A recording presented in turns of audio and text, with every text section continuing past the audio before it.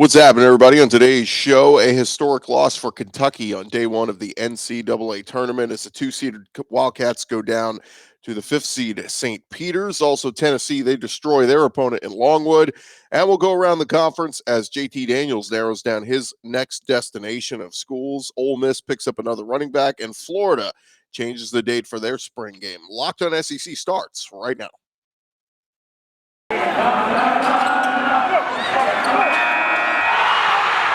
You are Locked On SEC, your daily podcast on the Southeastern Conference. Part of the Locked On Podcast Network, your team every day.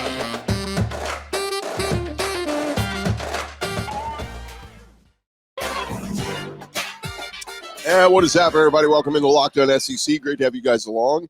I'm Chris Gordy. Thanks for making Locked On SEC your first listen every day. Remember, Locked On SEC is free and available on all platforms, including YouTube and at lockedonsec.com. All right, we got plenty to jump into. Before we get into the basketball, we're going to go around the conference with football. So let's do it. Let's go around the conference. Boots out to the right.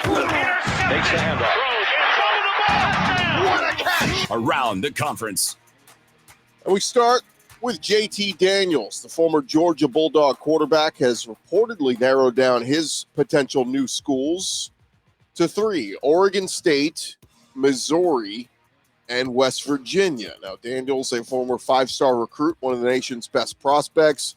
He visited Oregon State last weekend. He will visit Mizzou this weekend, and then he will visit West Virginia the following weekend, March 25th. That's according to 24/7 Sports. Daniels, a 3'6" junior, played for new West Virginia offense coordinator Graham Harrell back at USC when he was a freshman. Daniels would be the nice transition quarterback to step in and start for the Mountaineers while the team's young quarterbacks develop. Daniels is set to graduate from Georgia in May. He would have 2 years of eligibility remaining and would enter the school of his choice as a grad transfer eligible to play immediately. You have to love, if you're an SEC fan, the thought of JT staying in the conference and staying in the SEC East, going to Missouri. Now, will Missouri be able to upset Georgia next year? I don't know about that, but it would certainly make for an interesting headline and storyline if he were to go to Mizzou and compete in the SEC East with Kirby Smart and the Georgia Bulldogs. So keep an eye on that, but also certainly a possibility he could just say, let me just get out of here completely. He was originally on the West Coast, could go back to the West Coast, play for Oregon State, or head to the East Coast, go play for West Virginia. So we will track JT Daniels and his next destination.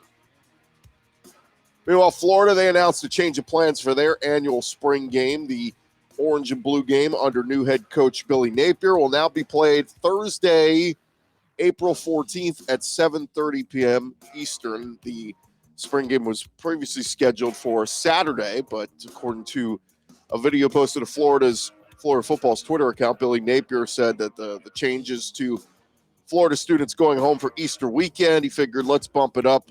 Let's do it on a Thursday night. April 16th is scheduled to be the busiest day of SEC spring football, with Alabama, Arkansas, Mississippi State, Georgia, South Carolina, and Vanderbilt all having their spring games that day. Florida did begin their 15 practice spring sessions this week.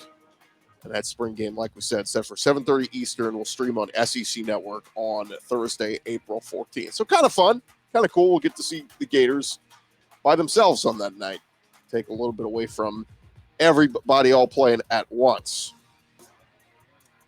In some other football news, Ulysses Bentley, the fourth, he became the latest big-time running back to head to the SECs. Former SMU running back, led the AAC in rushing in 2020. He has committed to the Ole Miss Rebels. He started 14 games the last two seasons, and now he joins a pretty nice backfield, joining fellow TCU transfer Zach Evans. Should be a pretty formidable backfield in Oxford. Bentley was second on SMU's roster last year with 610 rushing yards and 4 touchdowns. In his 3 seasons there, he rushed for over 1,500 yards, 15 rushing touchdowns. He also had 41 receptions for almost 300 yards. He's a Houston native, will be a junior coming into the fall.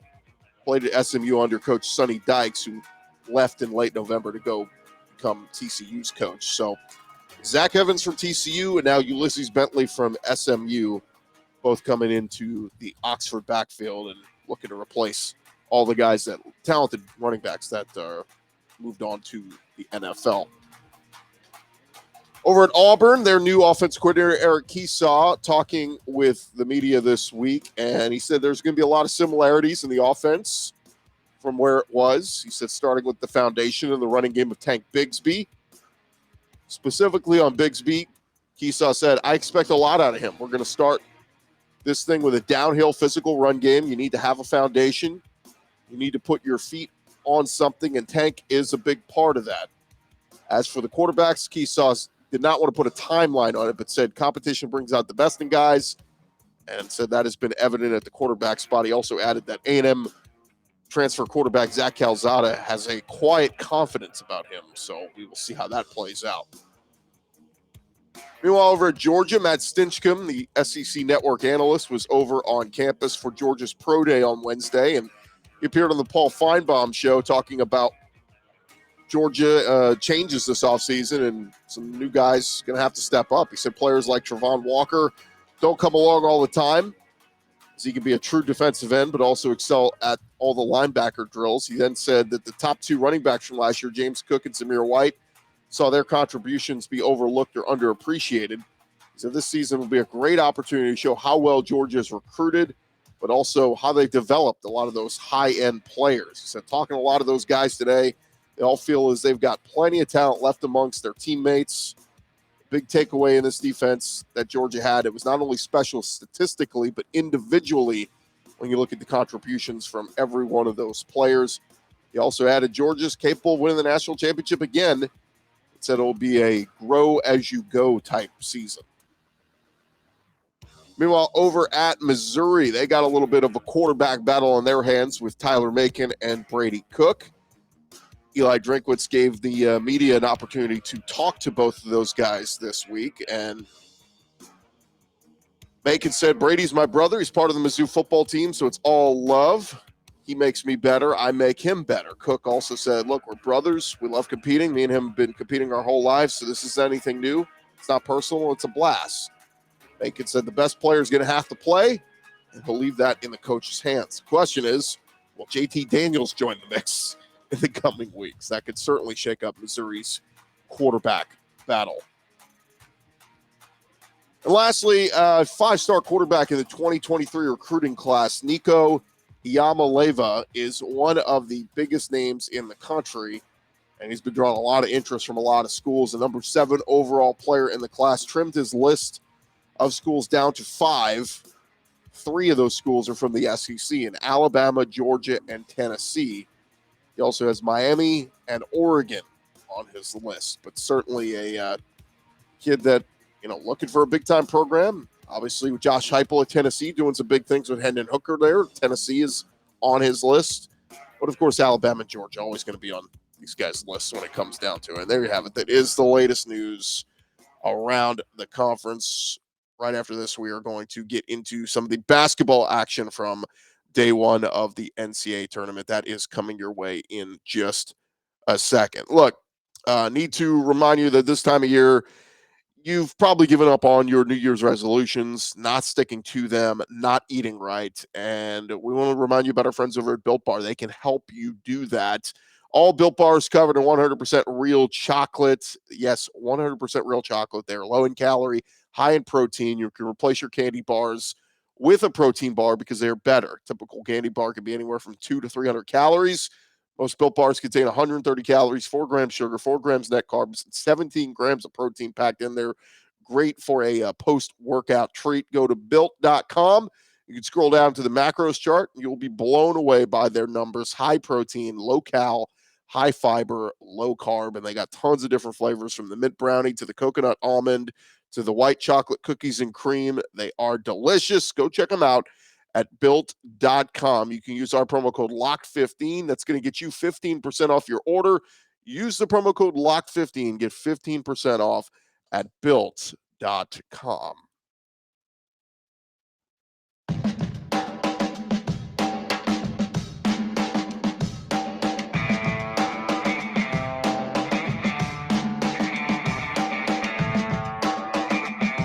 Run along here, Locked On SEC.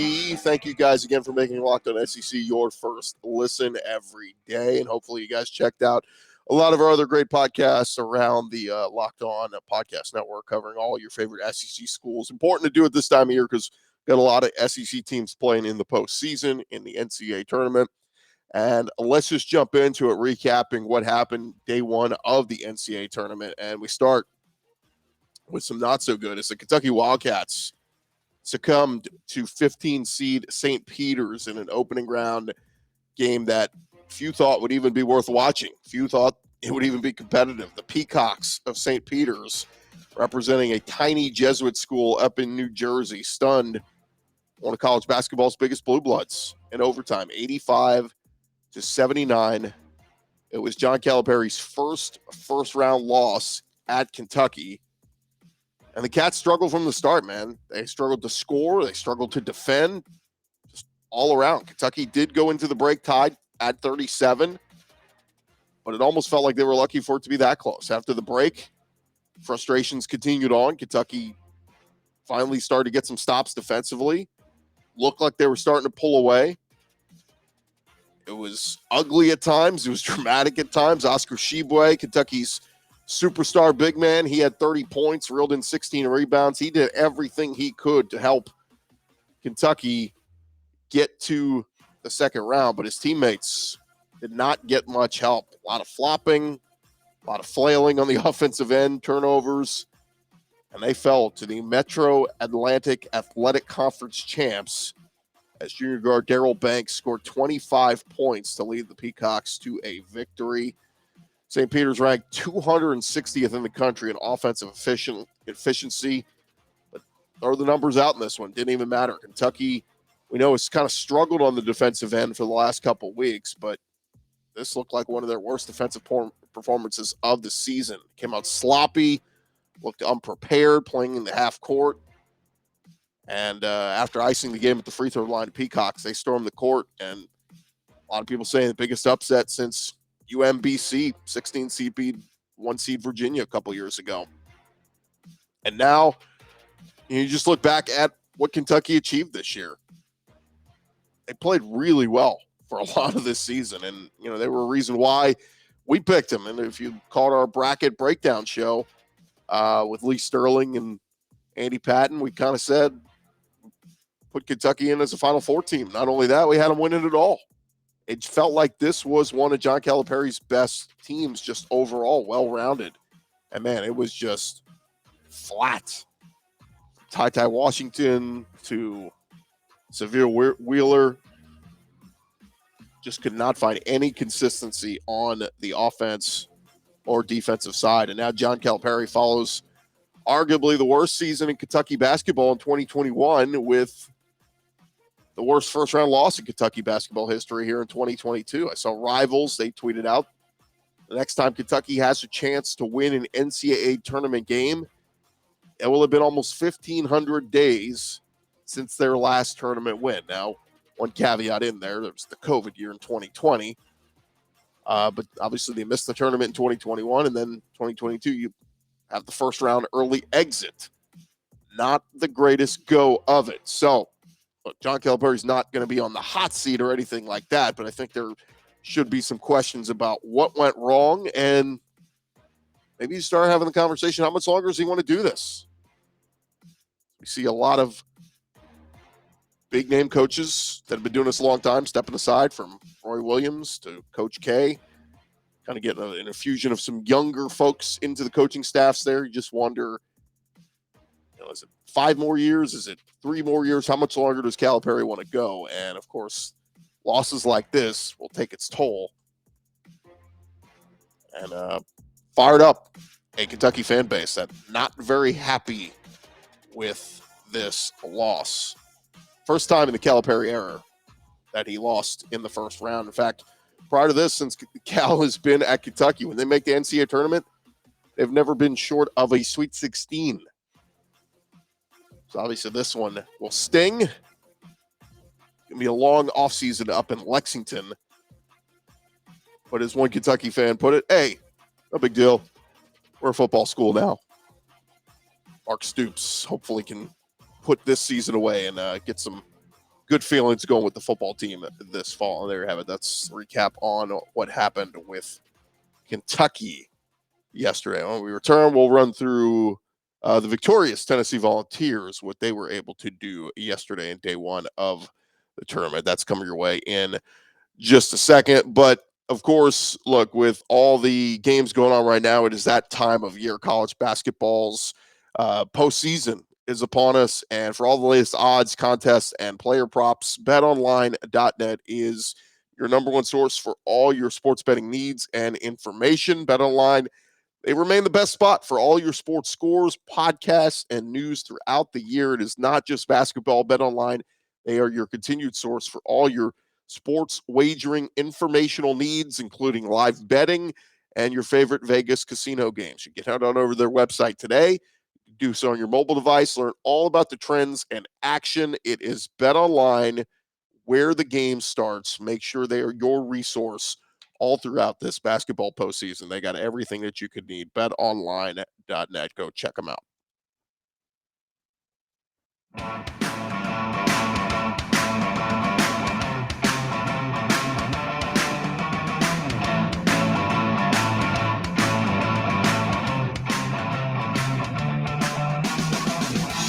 Roll along here, Locked On SEC. And again, thank you guys for making Locked On SEC your first listen every day. We're recapping a little bit of the action at day one of the NCAA tournament. And obviously Kentucky a little bit, very disappointing on day one. But one team that did not disappoint, the Tennessee Volunteers. Their 2020-2021 season ended in disappointing fashion last year when 12-seed Oregon State took down the 5-seeded Vols in the first round. Rick Barnes' squad returned to the same court in Indianapolis for Thursday's opening game against 14-seeded Longwood. The Vols were determined to avoid a first-round exit again, and Tennessee controlled much of this one. They led by as many as 36 points en route to an 88-56 win over Longwood. Josiah Jordan James, talking with the media afterward, he said, look, we had to avoid a slow start against these guys. A lot of times in these opening rounds, you're a little sluggish. He said, I feel like we learned from what happened last year. We were one of those teams who just thought things were going to happen. We weren't really playing desperate. We just talked this week leading up to this game about being a more desperate team, knowing every team in this tournament is a championship contender, and you can't take anything for granted. I felt like we did a good job of preparing for that. James was Tennessee's leading scorer on Thursday. He had 17 points behind, he was second leading scorer. Santiago Vescovi had 18 points. James was one rebound short of a double-double, recording a team-leading 9 rebounds in the win over Longwood. Now, Tennessee, they shot 60% from the field. They had 4 players score in double figures.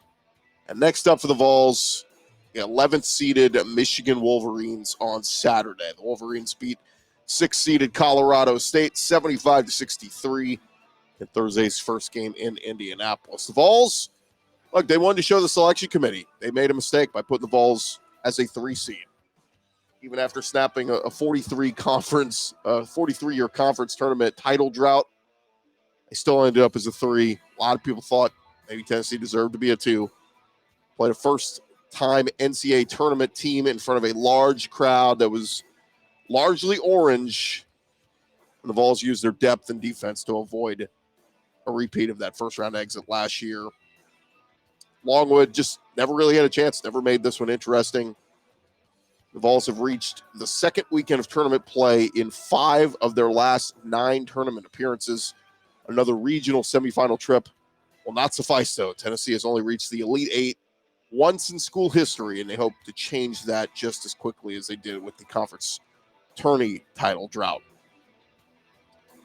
So one other note from around the SEC where it comes to the coaches. Mississippi State officially joined that long list of SEC men's basketball teams looking for new coaches this offseason. Yesterday, Pete Thamel of ESPN confirmed Ben Howland and the Mississippi State Bulldogs officially parting ways. It was made official on Thursday following Mississippi State's NIT loss to Virginia on Wednesday night. Ben Howland had a record of 134-98 in 7 seasons at Mississippi State. Made it to the NCAA tournament once, losing in the first round.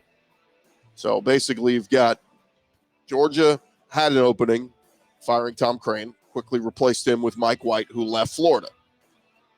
Florida, losing Mike White, they now have an opening. Missouri, they fired Quanzo Martin. They have an opening. South Carolina, they fired Frank Martin. They have an opening. LSU, they fired Will Wade for different reasons altogether. So LSU has an opening and may have sanctions coming down and all kinds of other stuff.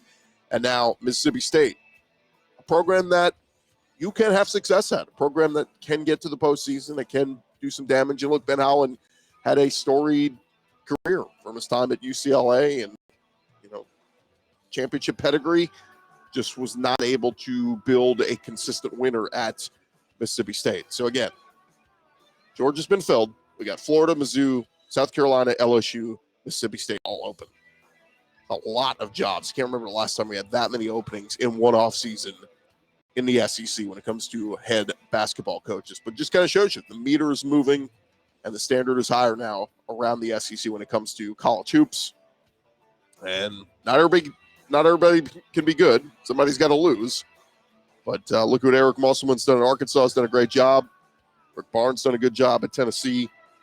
And, of course, Bruce Pearl, what he's doing at Auburn, pretty outstanding as well, getting some big-time players. We'll say, just for the record, we didn't give you an update on the Arkansas game because they're playing right now. Just to give you a score update before we get out of here, Arkansas trailing 13 seed Vermont, 39-36 with 15 minutes to go in the second half. So, anyway, let's cross our fingers, hope the Razorbacks find a way to get a win. We don't lose 2 SEC teams on the first day of the tournament. But that is just about going to do it for this edition of Locked On SEC. Appreciate you guys for listening and making us your first listen every day. Now you can go make your second listen. Check out the Locked On NFL Draft Show with Ryan Tracy, the former NFL DB Eric Crocker. They're bringing the NFL Draft to life every day with insight and analysis on college football prospects and NFL front offices. Free and available wherever you get your podcasts. That is going to do it for this edition of Locked On SEC. I'm Chris Gordy. You guys have a great weekend, and hopefully when we come out of it on the backside on Monday, we're talking at least about a couple of SEC teams heading to Sweet 16. Let's go, guys. Let's get some wins here. Let's not mess around. Talk to you guys on Monday. Everybody have a great weekend.